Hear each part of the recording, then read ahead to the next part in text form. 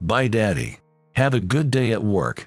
My 3-year-old daughter, Emily, sees me off at the entrance as I head to work as usual. My name is Jack Miller, a 47-year-old office worker. My family consists of my wife, Sarah, and our 3-year-old daughter, Emily. My wife, Sarah, works from home while taking care of our daughter. She is earning from an online job that only requires a computer, such as video editing, which I respect because it's something I can't do. However, she works within the limits that allow her to be considered a dependent, so I'm the breadwinner of the family. Thinking about providing for my family makes me feel a sense of responsibility every day. I endure the stress of work, thinking it's all for my family. That's the fate of a wage earner. Miller, you are fired as of today. Thanks for all your hard work. One afternoon, I was called by the president, and to my surprise, it was to be laid off. Fired? Why? I hadn't made any mistakes that would warrant being fired. I joined this company in my first year as a working adult and have been here for over 25 years. It's a homey workplace, and I was hired by the former president, George Wilson, when I was 20. Back then, I was living off part-time jobs after graduating from high school.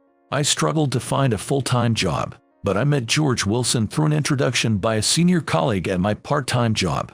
You're gutsy and quick-witted, so I think you have potential. Would you like to work with us as our employee? That was what he had said to me. Of course, I immediately said, yes, I'd love to. And for the last 27 years, I've worked hard to contribute to the company. The company, Wilson Real Estate, has less than 20 employees. With it being a small company, I did sales and office work, allowing me to take on various tasks, absorb everything, and enjoy my work while striving hard. The company started to head in a strange direction since last year. The former president, George Wilson, retired, and his son, Ethan, had taken over as president. Ethan was 5 years younger than me and apparently had worked at a general company for about a decade after graduating from college, but then he joined our company as the successor to his father's business. However, it was clear from the start that he didn't think highly of me. Despite being younger, he called me Hey Miller from the get-go, using my last name without any honorifics. I had heard that Ethan was going to be the next president, so I reluctantly tolerated the informal address and lack of respect, addressing him as Ethan and using formal language. But once Ethan became president, the Miller bullying intensified. He negated everything I did and gradually instructed other employees not to assign me any important tasks. Then, I was finally given a firing notice. I thought about consulting George Wilson, the former president, but it seemed like Ethan had anticipated this move, saying, "Don't bother trying to talk to my dad. He's on a long vacation overseas and didn't bring a cell phone that works abroad." I felt I'd been set up. It was probably planned from the start to fire me while George was away on vacation. The resignation process is already underway. It's too late to back out, so just give up. Finding a new job at 47 is going to be tough, but do your best, Ethan said, and I just hummed my head in silence and left. Out of desperation, I tried calling George's cell phone, only to hear a message saying, "The number you are dialing is out of our service area or is turned off." I let some time pass and tried calling several times, but was no good. And that day, I was forced to sign a resignation letter, pack up my belongings, and leave the company. The next morning, I hoped against hope that George had suddenly returned and would reverse my resignation, but that didn't happen. I realized how mentally taxing it was to have nowhere to go and be unemployed. "Daddy, aren't you going to work today?" I panicked when my daughter asked me this. I hadn't yet told my wife or daughter about being fired, holding on to a sliver of hope for a reversal. Yeah, I'm just not feeling well today," I lied, never having feigned illness to skip school as a student. Using my first ever fake sick day like this, especially lying to my daughter, made me feel both sad and humiliating. "Do you have a fever? Does your head hurt? Is your stomach upset?" Emily asked, looking worriedly into my face. "Yeah, Daddy's got a headache," I said, feeling pathetic and on the verge of tears. Then, after Emily shouted, "Mommy, Daddy says he can't go to work because his head hurts," she touched my forehead with her little hand, saying, "Pain, pain, go away," and then lifted her hand towards the ceiling. "Sarah, who had been busy making breakfast in the kitchen, seemed unaware I hadn't been preparing for work and was still in bed, asked, "Oh, are you okay?" I jumped out of bed in a panic, got dressed in record time, and left the house with a forced cheerfulness, saying, "I'm off." I never thought it would come to this, I muttered to myself. I left the house pretending to go to work, not wanting to worry my family, but with no destination in mind. I wandered aimlessly, feeling utterly lost. However, I realized I couldn't just keep my head down forever. Normally, I would be in a rush to get to work at this hour, but today, there's no need to hurry, so I decided to try the breakfast menu at a fast food restaurant. The breakfast menu is pretty good, I thought. Having a different kind of morning isn't so bad after all, I briefly considered. But as I bit into an egg sandwich, I snapped back to reality. This isn't okay, I said to myself, and strongly felt that I needed to do what must be done. After filling my stomach with the breakfast menu, I felt a bit more energized than before. I immediately took out my smartphone and started searching for job sites online. Seeing the words up to 35 years old, preference for those with qualifications, I immediately felt discouraged. Adding to that, seeing bachelor's degree or higher required, made me feel even more disheartened. All right, available to all ages. I thought I had hit a roadblock with my age, but coming across this keyword, I looked further into what it said. But then, in the next moment, I'm left feeling utterly lost, thinking, the salary is way too low. There's no way I can support my family on this. After all, having worked at the same company since I was 20, I had no clue about the current know-how of job hunting. Back in our day, we used to look for jobs in magazines. Sending an application through a web form, what's that all about? And what's with the online interviews? I found myself talking to myself in despair. But don't worry, these are just thoughts in my head. However, I was a man once told by the former president, Wilson George, that I had guts. I won't be defeated by this. I'll handle this job search smoothly. With that thought, I started searching for how-tos on job hunting for the over 50s online, trying different approaches until, half a month after being told I was fired, I finally landed a new job. It was with a company in the same industry, SOA Real Estate, a new and energetic company. I told my family I managed to find a new job while still going to the previous one. I felt guilty about lying, but I didn't want to cause them any unnecessary worry. Considering I managed to pull it off in half a month, I think I did pretty well and deserve some self-praise. And then came the day I started at my new job. Unlike my previous job, where suits were only necessary for client meetings, at this new company, I had to wear a suit and properly wear a tie every day. I made sure to look my best in the mirror, aiming for as clean-cut an appearance as possible. As one approaches the age of 50, dealing with dry, wrinkled skin and noticeable age spots becomes more apparent. I've got plenty of gray hairs and hollows under my eyes. Physically, I'm clean. I do take baths and brush my teeth, after all. But the clean-cut man I imagine is more like those handsome actors you see on TV. So looking in the mirror, I realized I didn't have a bit of that vibe and felt disappointed. However, just as I was about to leave, Emily came to the door to see me off and said, "Daddy, you look so cool with a tie on today." I hugged her, pressed my cheek against her smooth one, and nearly cried as I said, "Thank you." But then she pulled away, making a face, and said, "Daddy, your stubble hurts," and went off to the living room, leaving me to laugh at myself. I had shaved carefully, of course, but I guess it still pricks and realized I need to be more thorough. Then, shaking off the disappointment, I set off for a new beginning.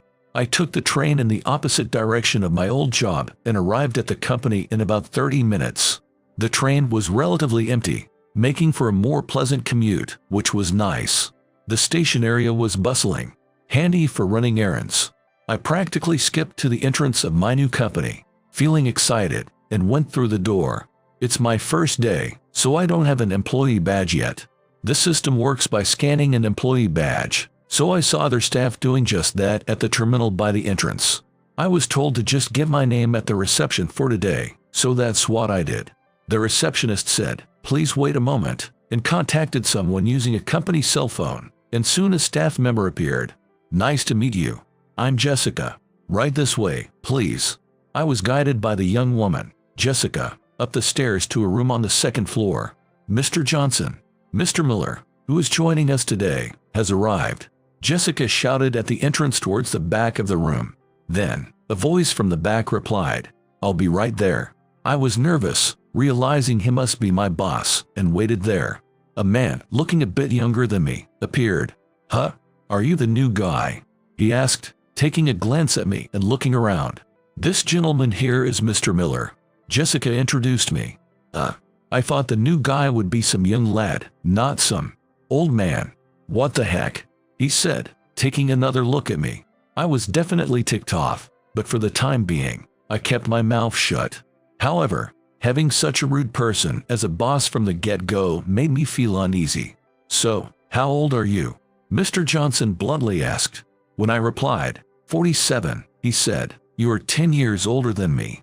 What was the hiring team thinking? Bringing in someone your age as a mid-career hire? Incompetent old men are useless.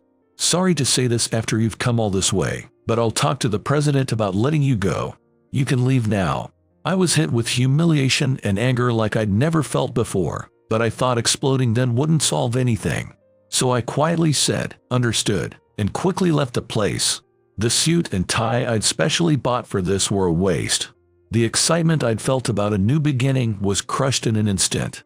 Tears of frustration rolled down my cheeks despite my age, but I quickly wiped them away and gritted my teeth. I thought of my daughter Emily and my wife Sarah's faces. No matter how beaten down I felt, I knew I had to get back up and support my family. I then started to wonder if leaving the company so quickly was the right decision. I accepted being fired out of anger and resignation, but considering my family, maybe I should have clung to the job no matter what. The younger me, who was praised by the president for having guts, might be gone. If it was the old me, even if spoken to in that manner, I would have said, "Please let me try. I'll do my best." The fact that I couldn't do that in the moment might mean I am the incompetent old man Mr. Johnson had said. I stopped in my tracks, wondering, should I go back to the company now? But then thought there was no point in returning if I was just going to be fired, especially not to work under such a supervisor.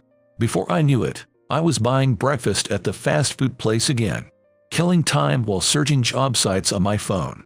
This time, I was determined to find a job I could keep going for my family. That night, after applying to a few jobs online without any replies, I felt more dejected than ever and trudged home.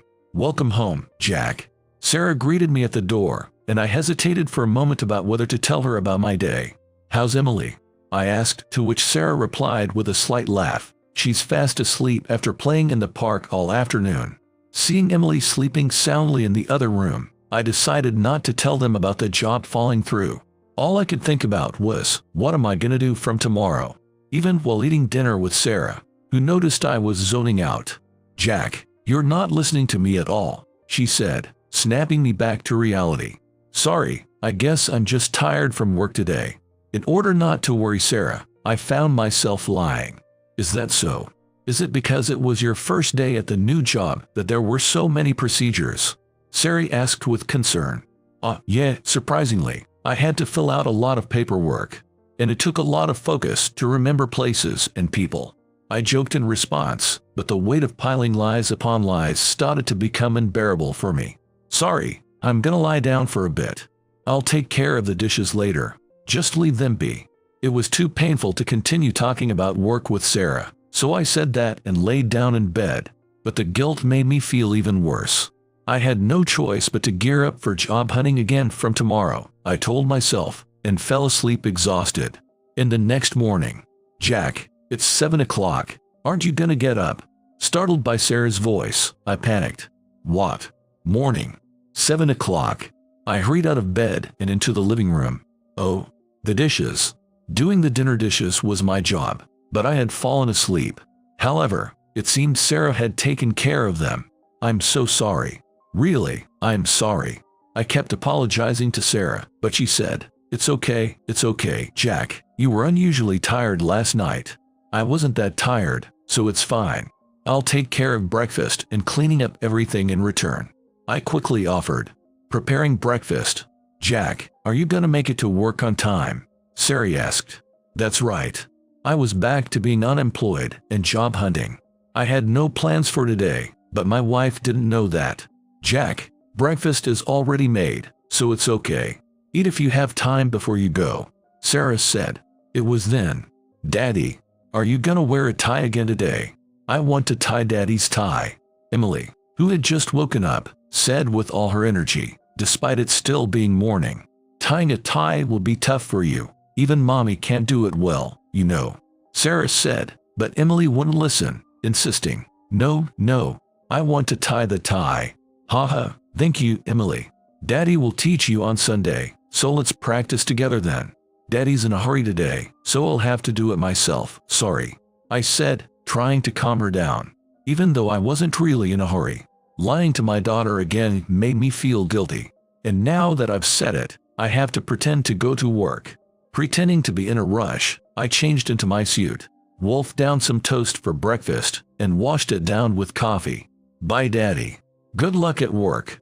Like always, my daughter came to see me off at the entrance. "Be careful."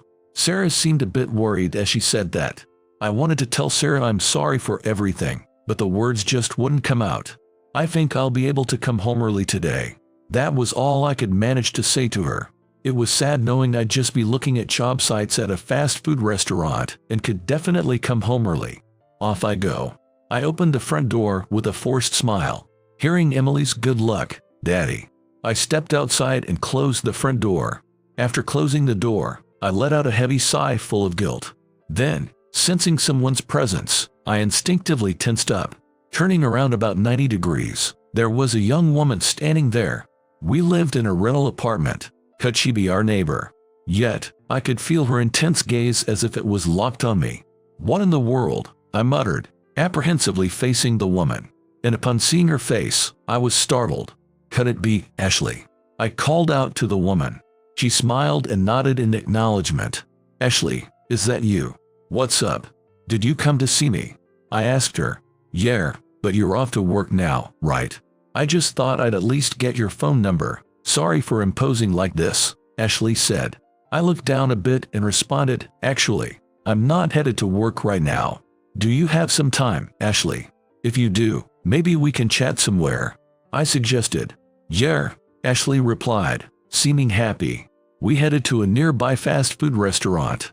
You might think I should have taken a young woman who came to visit me to a fancy cafe, but after explaining to Ashley that I'm currently unemployed, she said, "Then we should save money," and that's how we ended up here, chatting with Ashley over cheap coffee. I wondered how many years it had been. My dear Ashley. She had become such a beautiful woman. It took me by surprise.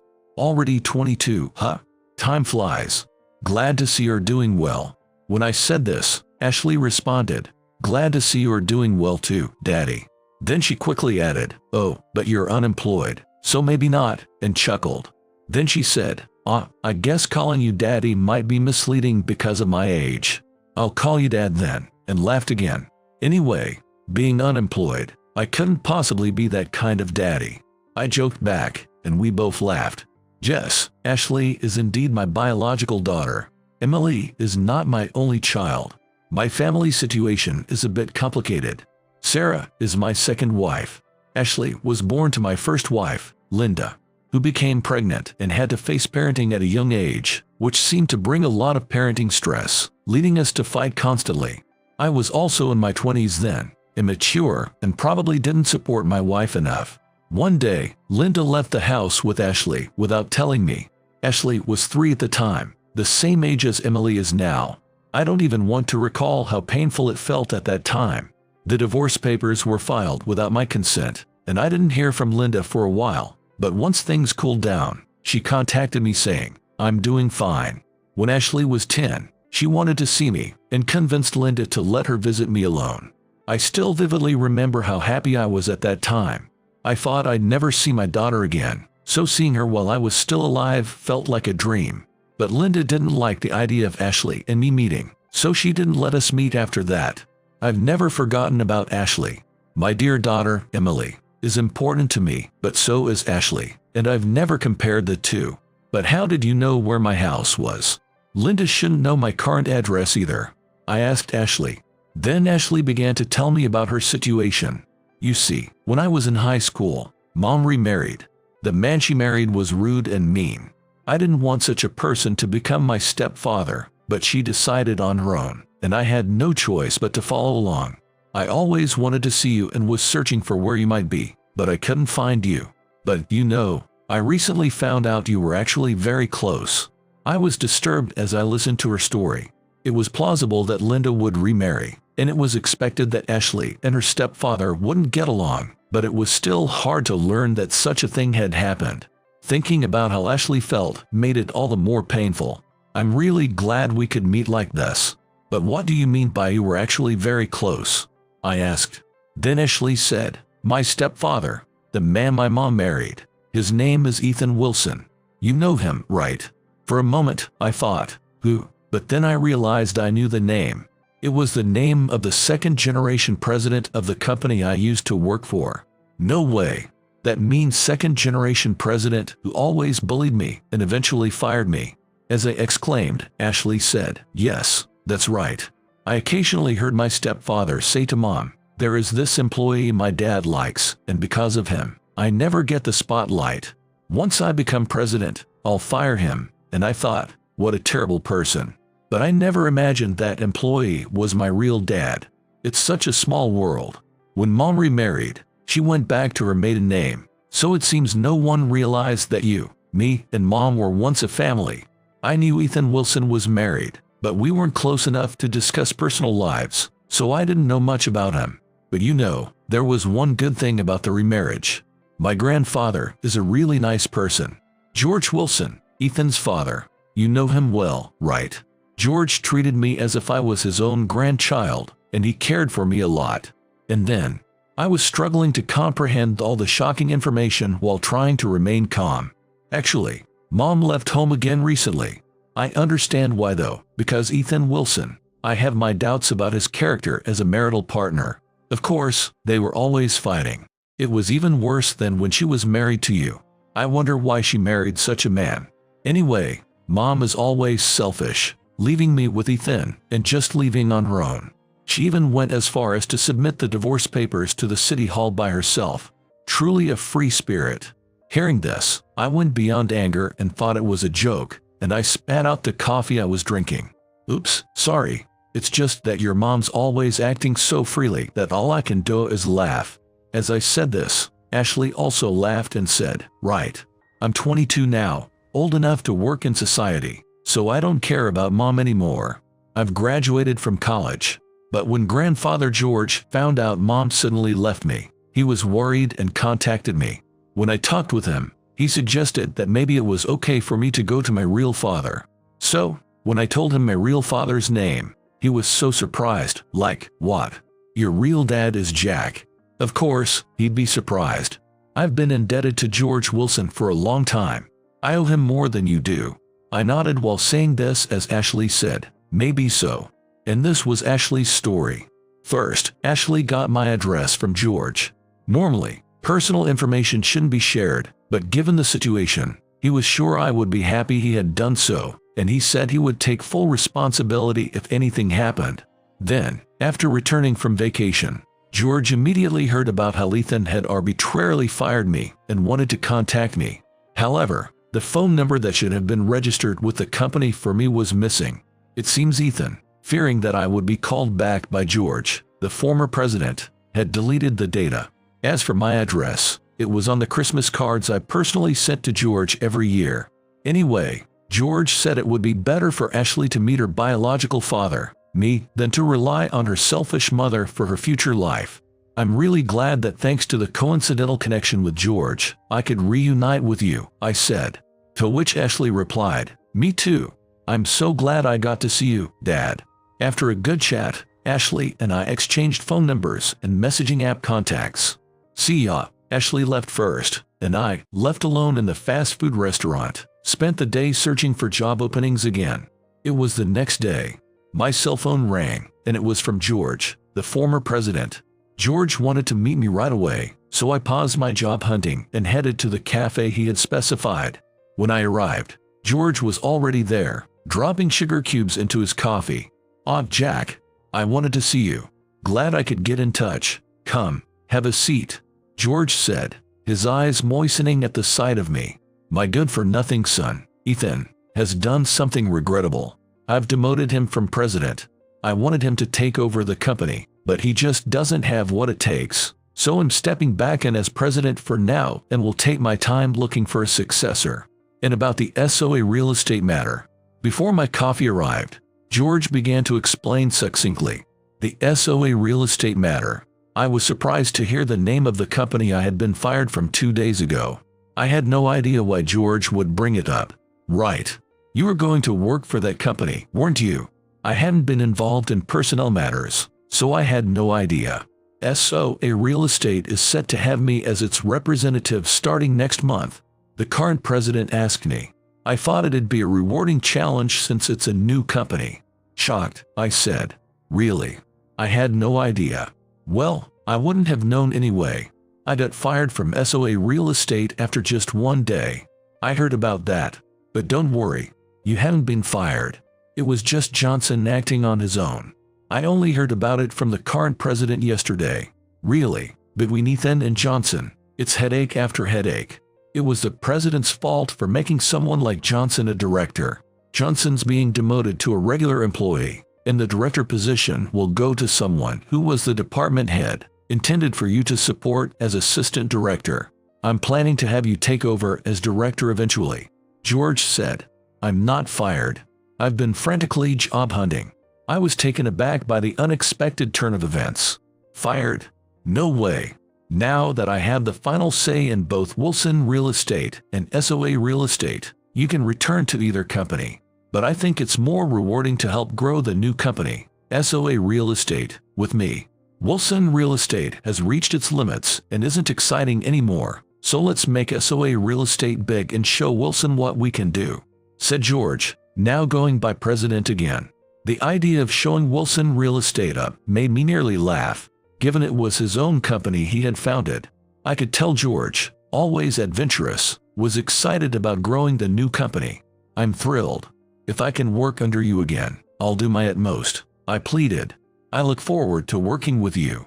Likewise, looking forward. Oh, and about Johnson being rude to you. Before he came to us, he was at a startup filled with young employees. Incidentally, Ethan had worked at that company too. Since they were both acting superior in an environment filled with young folks, they really don't know how to behave around their seniors. I truly apologize. George expressed his sincere apology. I hastily responded, No, there's no need for you to apologize. But he continued, saying, Johnson might be like that, but he's a promising employee with a good sense. Jack, you're his boss. I'm counting on you to whip him into shape. So I replied strongly, Count on me. A month or so passed since that incident. Bye, Daddy. Work hard today too. As usual, Emily saw me off at the door, and I put on my shoes, holding my work bag, dressed in casual clothes. Since becoming president, George made it okay not to wear suits and ties at SOA Real Estate. It's the end of the month, so I might be a bit late because of the workload, I told my wife, Sarah, who replied, That's all right. Emily has a playdate coming over today. Unlike before, I didn't need to lie, and I felt grateful that I could go to the company and work with dignity. Hearing Sarah's words, Emily exclaimed as if remembering, Is Ash coming over today? Ash refers to my other daughter, Ashley. That's right. Ashley is coming today. I'll try to come home as early as possible. With that, I left the house. Eventually, I revealed everything to Sarah, including the circumstances of my dismissal from Wilson Real Estate and the reunion with Ashley, on the night I spoke with President Wilson. Sarah said then, I had a feeling something was up with you. I could tell by your atmosphere, and she had said that Ashley, my daughter from my former marriage, was welcome to our home anytime. However, Ashley, who had a job and lived alone, said she was fine and didn't need to stay with us. She occasionally visits, shares meals, plays with Emily, and updates us on her life, maintaining a comfortable distance. Ashley seems happy to have a little sister like Emily, and Emily is thrilled to suddenly have a big sister. As for my ex-wife, Linda, I heard from Ashley that Linda had filed for divorce against Ethan in the same way she did with me, but Ethan contested it, and it was ultimately not accepted. Linda, having reconsidered her actions from her younger days, apparently returned to Ethan, hoping to reconcile. Ashley seems ready to cut ties with both of them, but she's optimistic, planning to marry her boyfriend of 5 years soon, which will change her family registry anyway. Wouldn't it be nice if we could officially make Ashley our daughter? Sarah suggested, but Ashley is an adult, so I think it's up to her. My work is going well, too. Johnson, now my subordinate, has turned over a new leaf and has become a good colleague, working together to uplift the company. Ethan, it seems, got a serious talking to from his father, George, both at home and work, and lately, he's been reprimanded by Ashley about his behavior. Since Ashley is more intellectually sharp, Ethan is quite overwhelmed by her. And my recent joy is looking forward to attending Ashley's wedding. When I shared this news at home with Sarah, Emily hugged me, saying, "I'm gonna marry Daddy." My life, once filled with uncertainty, is now blessed with happiness, thanks to the support of those around me. I plan to continue striving to bring happiness to those around me, no matter if I'm called an old man or whatever else.